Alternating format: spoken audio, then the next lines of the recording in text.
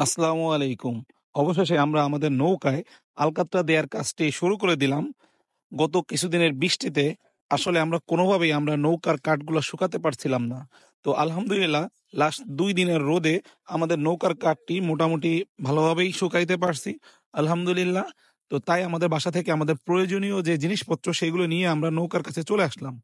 তো নৌকায় আলকাতরা দেয়ার পূর্বে আমাদের কিছু কাজ রয়েছে যেগুলো আসলে অত্যন্ত গুরুত্বপূর্ণ। যেমন আপনাকে নৌকাটি সুন্দরভাবে পরিষ্কার করতে হবে। কারণ নৌকার গায়ে যদি ময়লা থাকে তাহলে কোনোভাবেই আলকাতরাটি সুন্দরভাবে নৌকার উপরে বসবে না। তো সেদিকে আপনাকে অবশ্যই খেয়াল রাখতে হবে। কারণ এই আলকাতরা দেয়ার উপরে নির্ভর করে আপনার নৌকাটির স্থায়িত্ব। আপনি যদি ভালোভাবে প্রতি বছর আলকাতরা ইউজ করেন, তাহলে যেখানে আপনার নৌকা ৩ থেকে ৪ বছর চলবে, সেখানে যদি আপনি ভালোভাবে আলকাতরা দেন, সেক্ষেত্রে আপনার নৌকা ৪ থেকে ৫ বছর অনায়াসে ইউজ করতে পারবেন। তো আলকাতরা দেয়ার পূর্বে আরেকটি গুরুত্বপূর্ণ কাজ রয়েছে, যেটা হলো পুটিং দেয়া। পুটিং অত্যন্ত গুরুত্বপূর্ণ একটি বিষয় নৌকার জন্য। কারণ নৌকার যে জয়েন্টগুলা, ওই জয়েন্টগুলা সাধারণত ফাঁকা থাকে। ওই ফাঁকাগুলা যদি আপনি পূরণ না করেন, তাহলে ভবিষ্যতে আপনার নৌকায় পানি ঢুকবে। তো পানি ঢুকলে আপনার নৌকা অটোমেটিক নষ্ট হয়ে যাওয়ার সম্ভাবনা আছে। তো সেই জন্যে আমরা সুন্দর করে আসলে পুটিং দিয়েছি। তো আলহামদুলিল্লাহ এই পুটিংটি আমরা যেভাবে তৈরি করেছি সেটা হলো কেরোসিন তেল এবং ধূপের সংমিশ্রণে।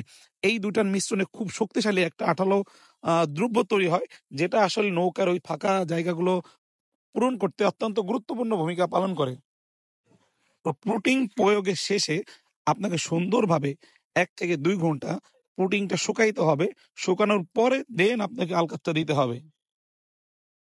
এই আলকাতরা দেয়াটা খুব সেনসিটিভ একটা কাজ।